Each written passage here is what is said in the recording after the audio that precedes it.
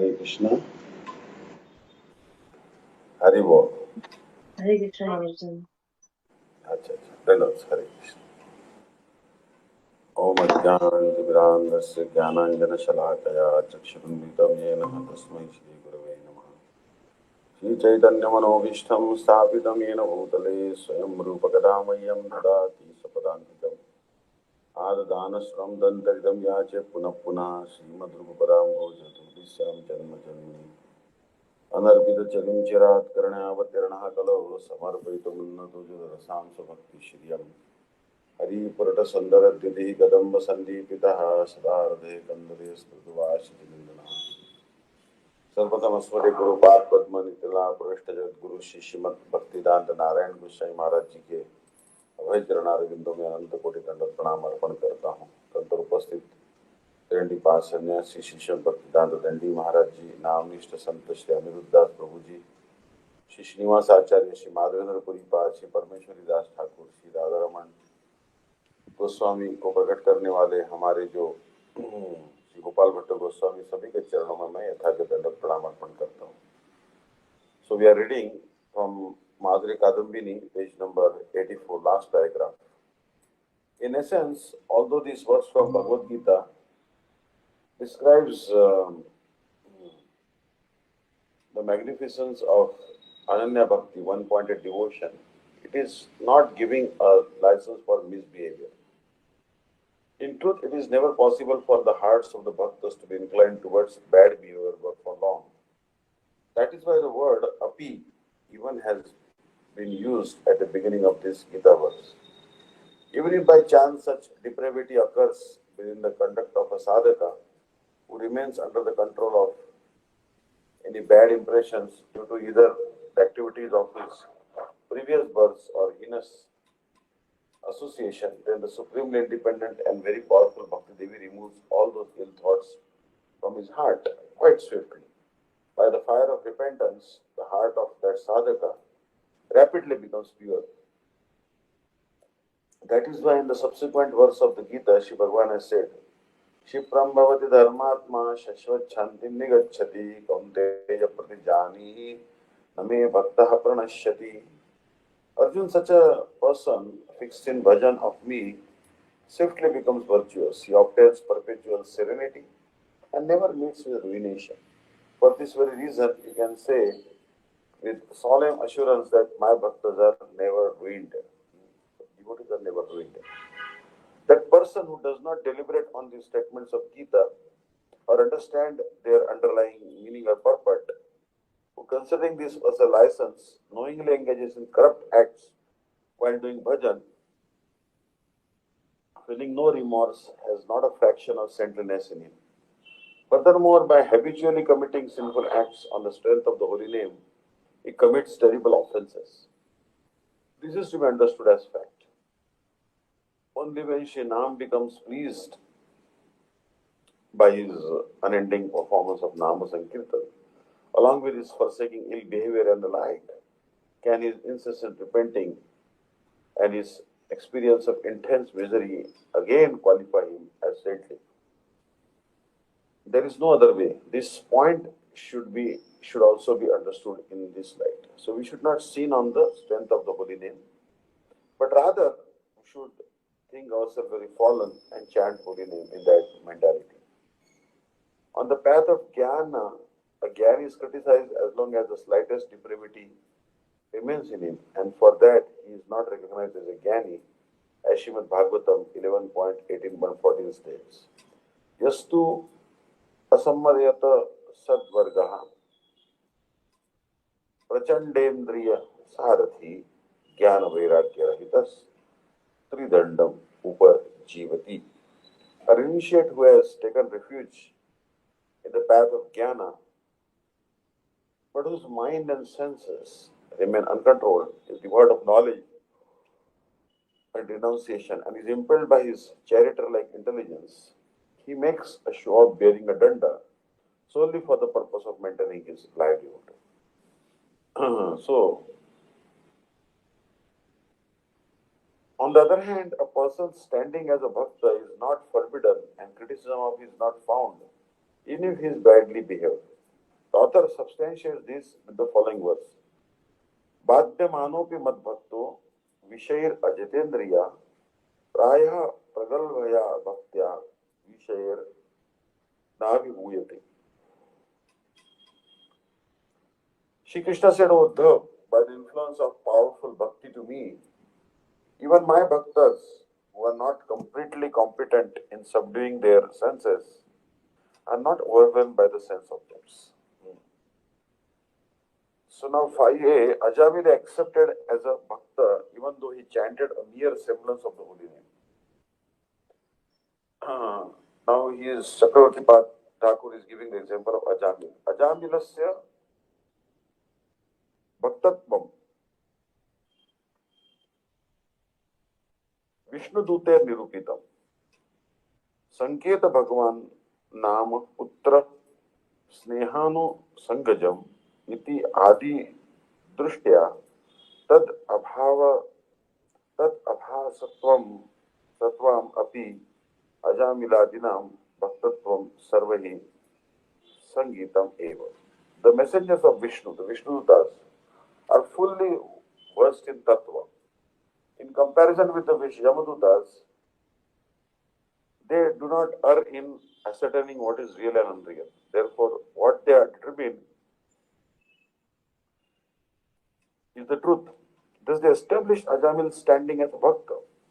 Although he remained a man of depraved character, out of fondness for his son, he uttered the name Narayan, albeit in reference to his own son. Thus, such utterances, although a mere semblance, avas, of Bhagavan's name, reveal the glorious position of Ajamil and others like him as bhaktas and as those who are to be extolled by all. Even when a mere semblance of bhakti exists, an extremely fallen individual, Durachari, is standing as a devotee is not impeded. Not to speak of one who is practicing bhakti with serious intensity. An example of this is Ajamil, who standing as a devotee was confirmed by the Vishnudutas. Even though he was dissolute, being overcome by affection for his son, Ajamil uttered Bhagavan's name in reference to his son, since his son's name was Narayan. Understand? So you see that it's told that his bhakti was not resolute, but it was dissolute.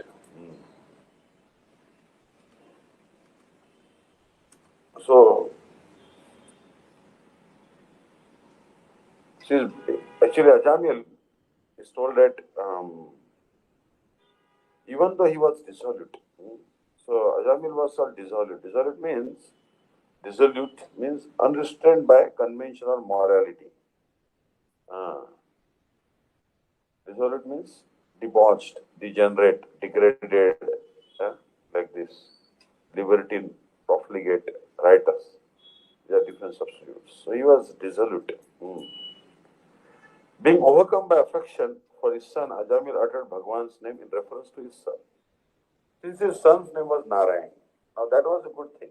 His son's name was Narayan. Ajamil was a depraved individual, but he is standing as a bhakta merely by his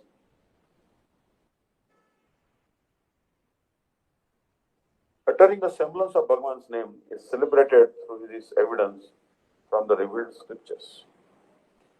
So paths such as Karma Yoga are dependent on bhakti. So here, Karma Yoga is also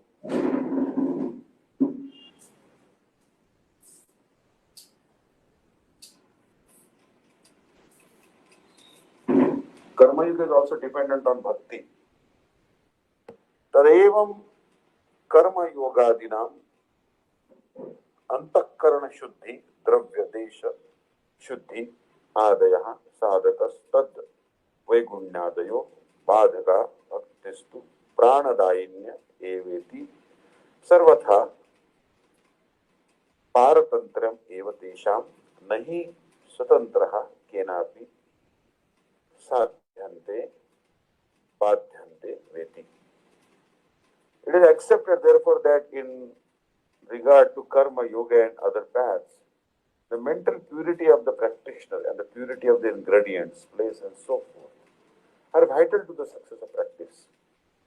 And any fault, wantonness in those factors hinder that success. So, karma and yoga, they want mental purity of the practitioner. Understand? Now, wait a minute. Mental purity of the practitioner is very difficult in this Kali Yuga. Understand? And they also want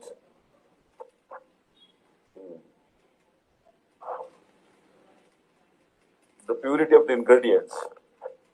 Now, most of the ingredients are contaminated in Kali Yuga. Place is also contaminated. So, I think karma and yoga cannot become successful because they expect some purity. Uh, and even if perfectly performed, these disciplines can never bestow any fruit without bhakti. For bhakti alone breathes life into them.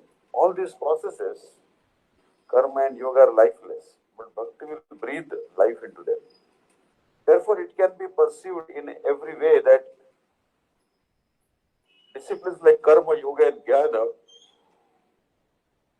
depend on bhakti. Karma, yoga, and jnana depend on bhakti. There are factors that make these processes successful, and there are factors that hinder them. These processes are not in themselves independent. In this manner, Siddhanta is firmly established that some factors render practices such as karma, jnana, and yoga effective, and some factors render them defective. Purity of consciousness, chitta, and so forth make them effective, and the distortion brought about by desire for enjoyment and the like makes them defective. So, this practice sadhana, in which effective and defective factors govern its success, can never be referred to as dependent on itself only. On the other hand, the practice of bhakti, which is autonomous and very powerful, does not require purity of consciousness and so forth. So, practice of bhakti does not require purity of consciousness. This is because hearing and chanting can go on even when the heart remains impure. Even when lust and so forth remain, the practice of bhakti is not impeded. Since alongside the presence of lust, activities of bhajan such as hearing and chanting are performed. Therefore, the sadhana of bhakti is supremely autonomous. There is not even the slightest doubt about this. That which is supremely autonomous is neither made effective nor defective by anything at any time. So, bhakti is autonomous. So, no one can make it effective or defective. Now, 5K, the superiority of bhakti over moksha. किंच ज्ञानैक साधन मात्रत्वं भक्तिर इति अज्ञेर योच्यते यतो ज्ञान साध्यान मोक्षादपि तस्याः परमोत्कर्ष एवालोच्यते मुक्तिं ददाति कदाचित् स्मन भक्ति योगमिति मुक्तानामपि सिद्धानां नारायण परायण सुदुर्लभो प्रशांतात्मा कोटिष्वपि महामुनि. Only an ignorant person claims that jnana activates bhakti. Shastra indeed determine the supreme eminence of bhakti, even or moksha, which is the ultimate goal of life. So bhakti is superior even to liberation, moksha. Srimad Bhagavatam 5.6.18 states, Shri may give salukya, mukti, and so forth to those who perform bhajan of him, but it does not easily give prem bhakti yoga. Moreover, it is said, O great sage, even among hundreds and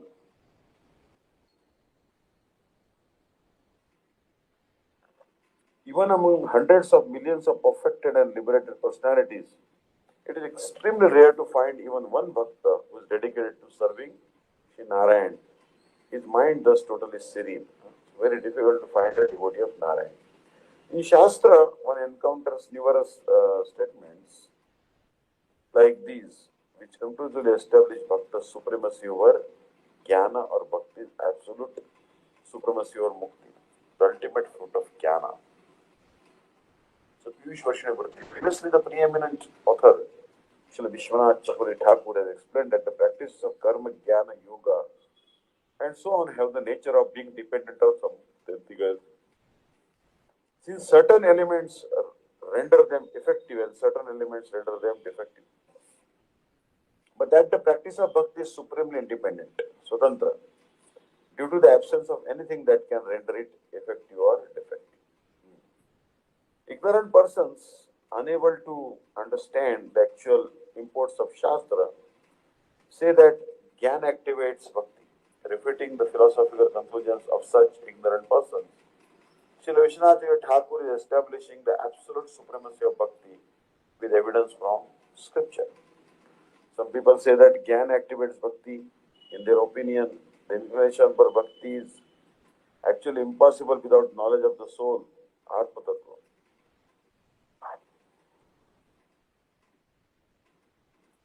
Knowledge of the absolute truth, Paratattva, and so on. They explain this by saying that while secondary sadhanas are certainly never required in the practice of bhakti, there is no way to activate bhakti other than by developing jnana.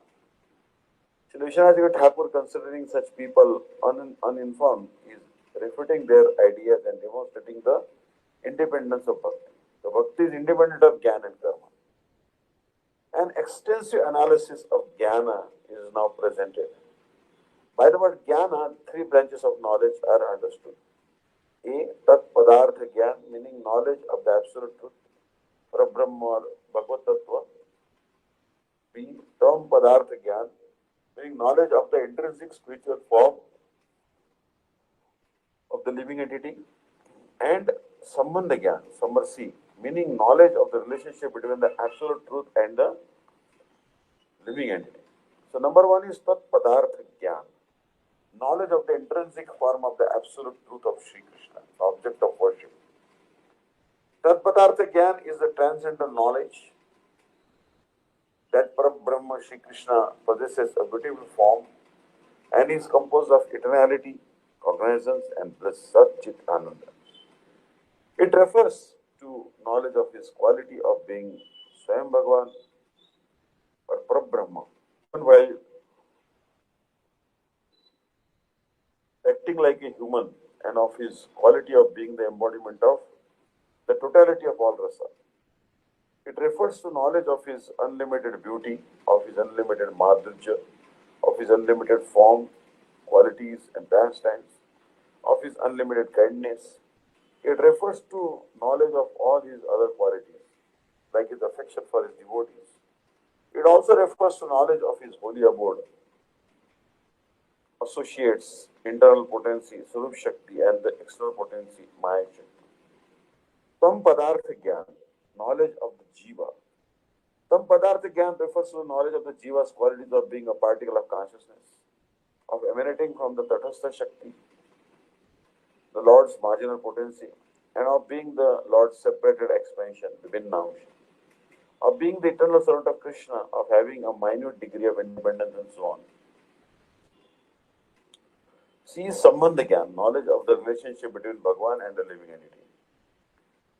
Shri Krishna, who is the very form of the absolute truth, is the Lord. And the living entity is his eternal servant. Shri Krishna is infinite and the Jiva is infinitesimal. Shri Krishna is the controller of Maya and the living entity is controlled by Maya.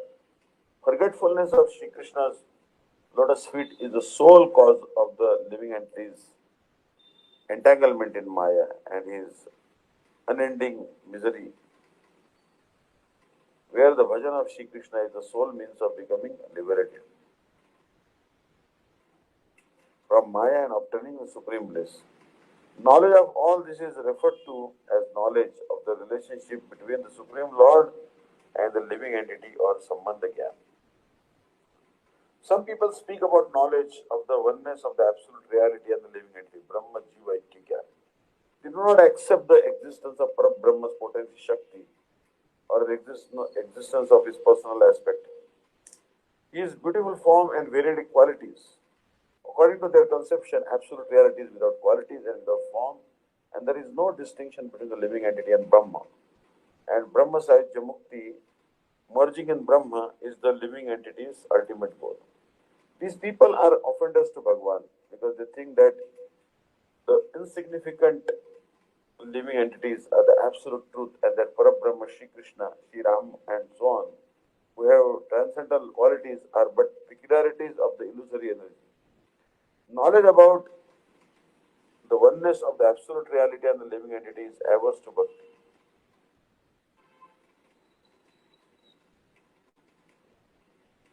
but is therefore to be abandoned entirely. Hmm. The association of devotees, satsanga, is one of the primary limbs of bhakti sadhana.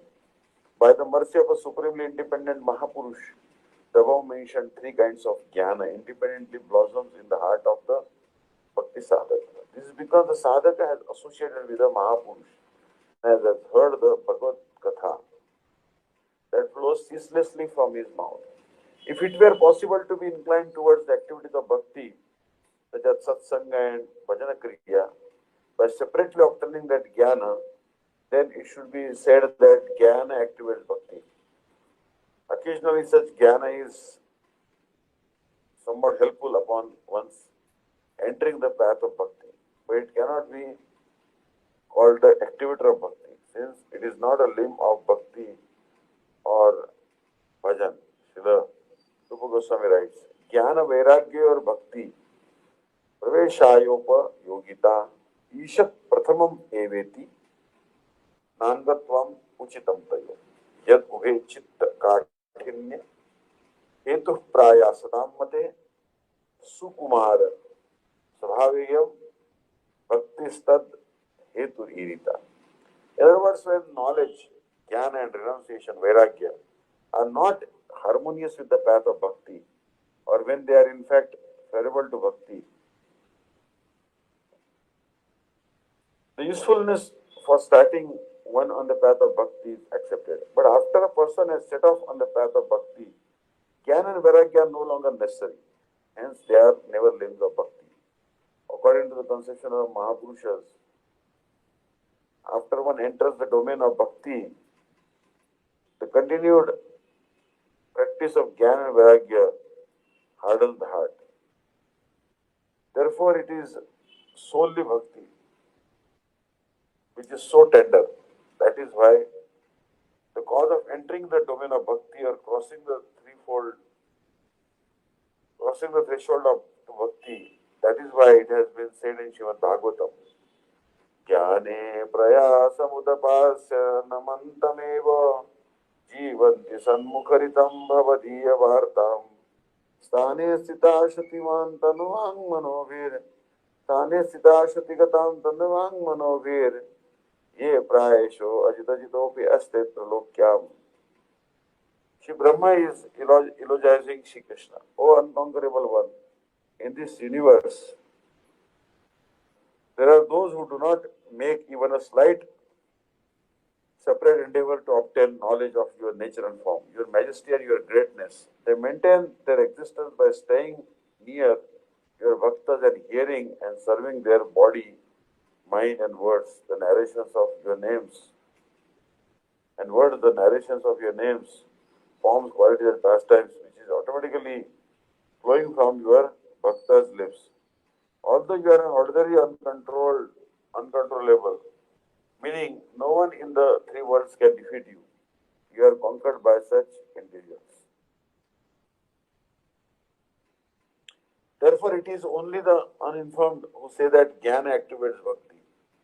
Knowers of the truth do not make this claim because countless scriptures establish bhakti's supreme excellence over even mukti.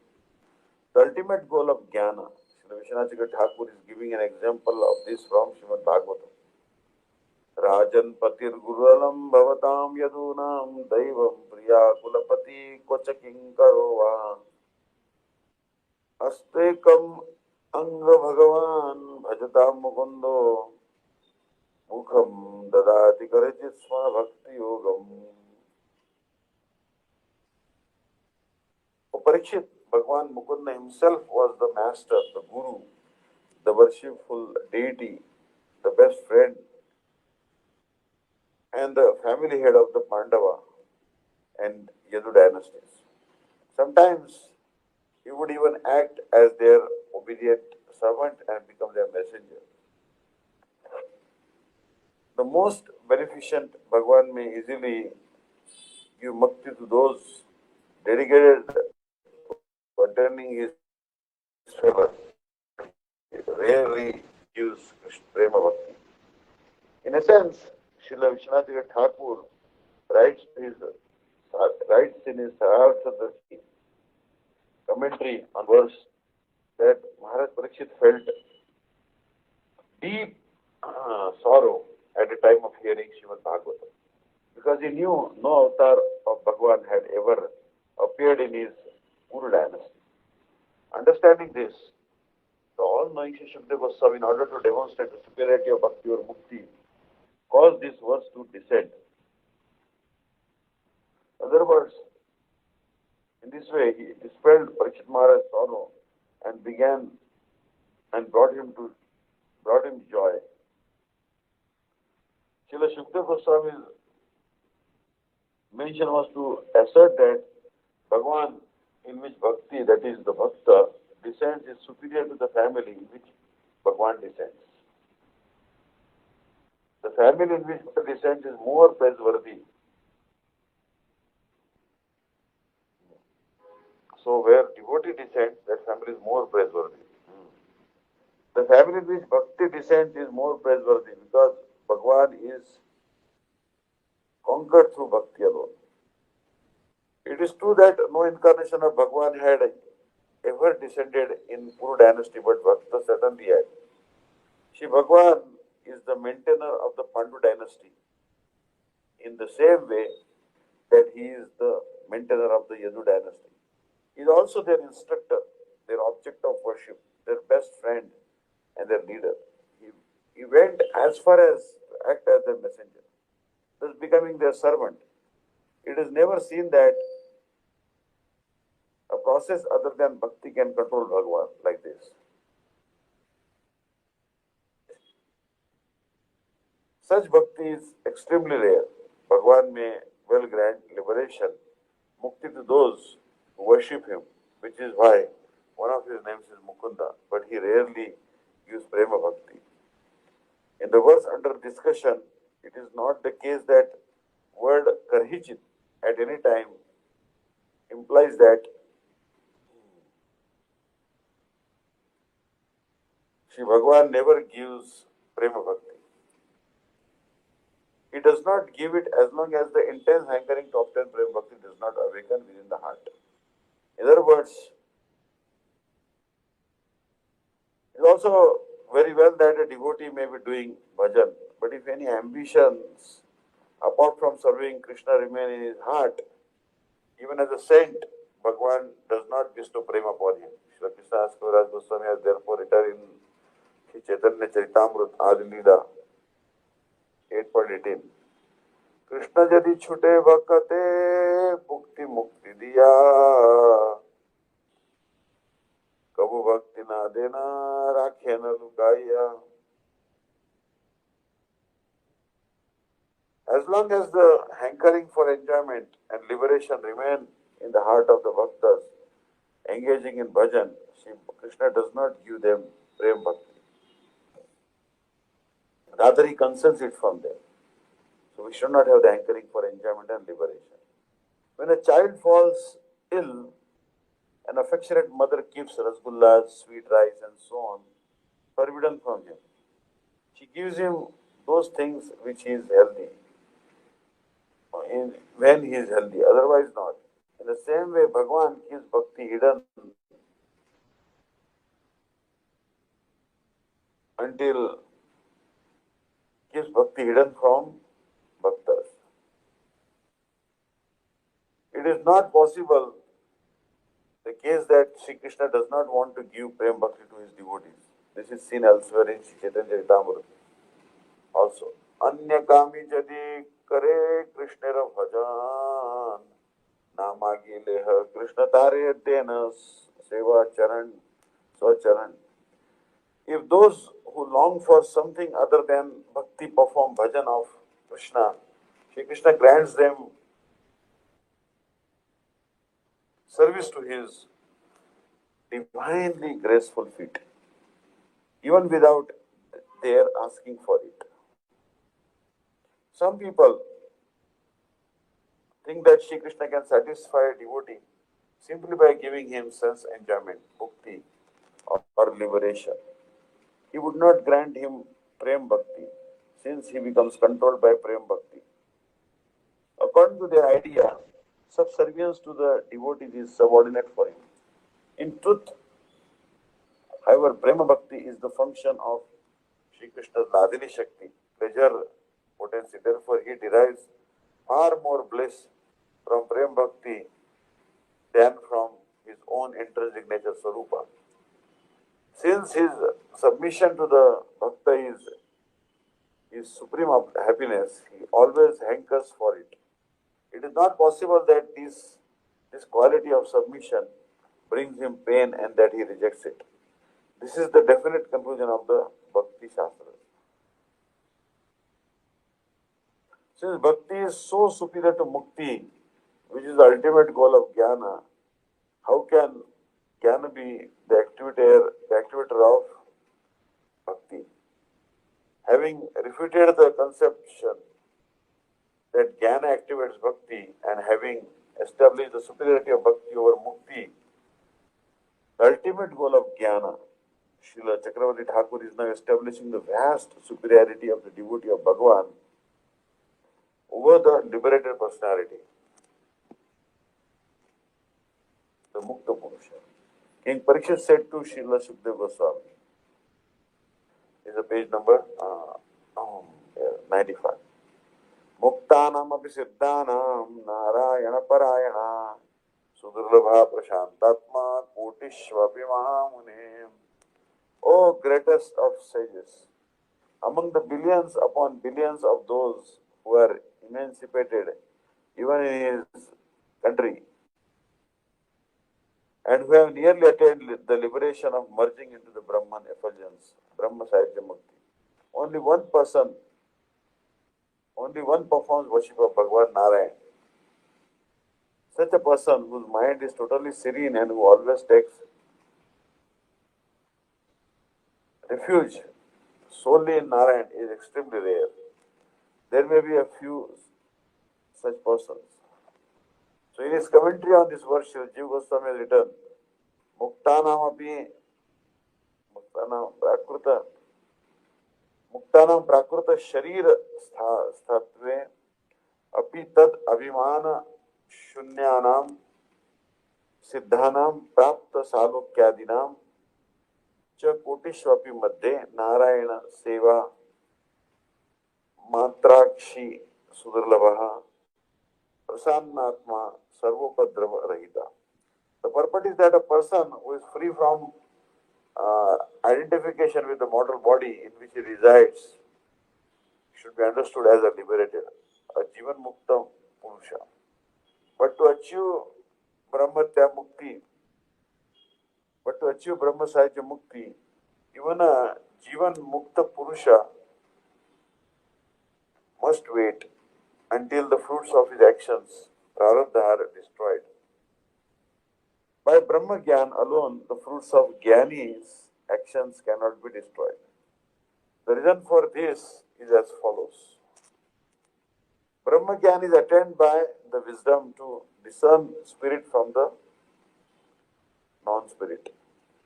By the fruit of this wisdom, his heart becomes pure and he obtains knowledge of the undifferentiated spirit, Aveda Brahma.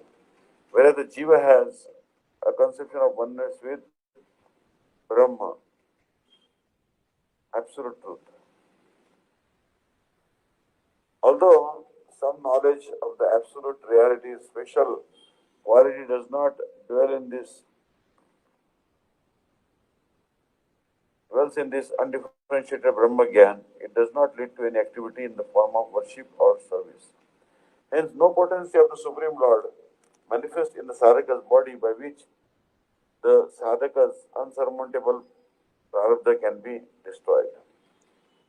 Therefore, even upon acquiring Brahma Gyan, meaning after an enormous Position of the sadhaka, unlimited mass of accumulated seeds of bija.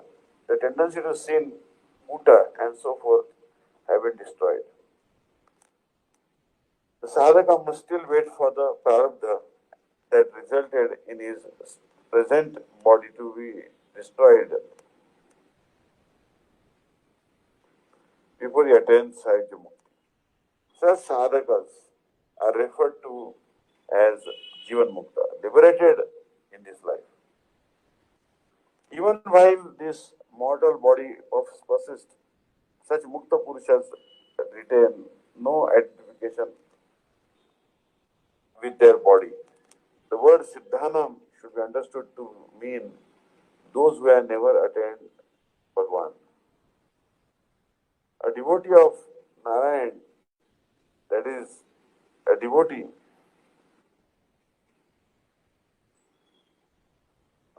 a devotee of Narayan, that is, a devotee who is free from any ambition apart from the desire to serve Sri Narayan, is rarer than billions upon billions of such liberated personalities. Jivan Muktas and perfected personalities, Siddha Purushas. This is because the mind of such a Bhakta is serene and free from all forms of disturbance. Here one may ask the following question: what disturbance can probably remain for a perfected personality or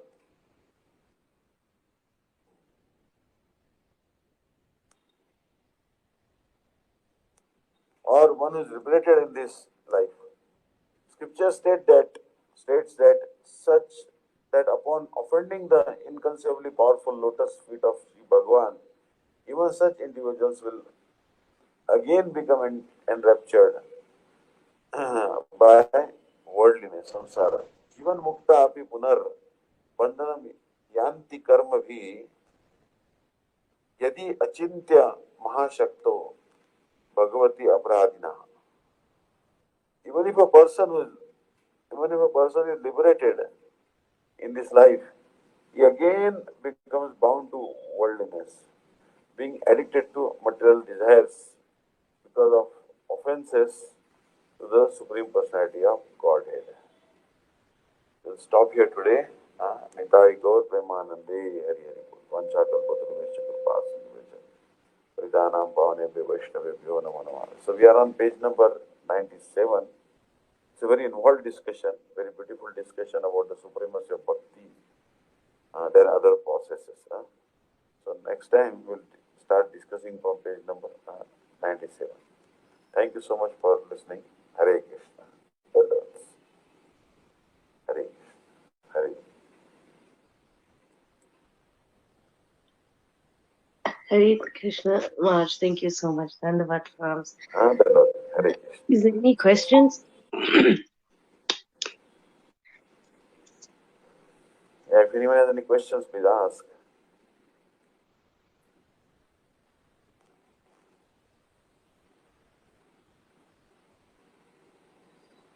Hare Krishna, Hare Krishna.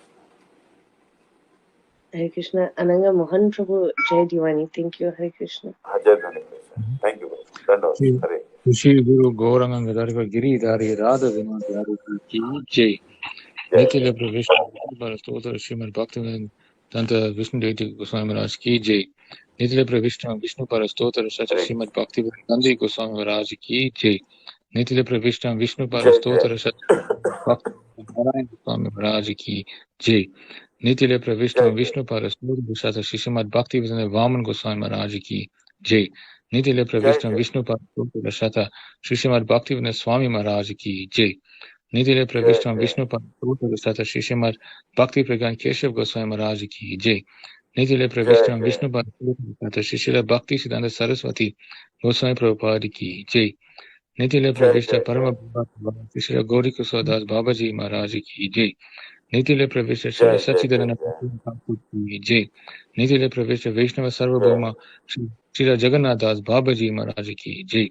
Shri Gaudiya Vedanta Srila Vidya Bhushan Prabhu Ki Jai. Shri Vishwanath Chakravarti Thakur Ki Jai. Shri Narottam Srinivas Shamana Prabhu Trai Ki Jai. Shri Krishna Kaviraj Goswami Prabhu Ki Jai. Shri रूप सनातन बात रघुनाथ जीव गोपाल बात दास Raghunath sir Goswami प्रभु की जय। श्री स्वरूप दामोदर श्री गौर प्रसाद विंद की जय।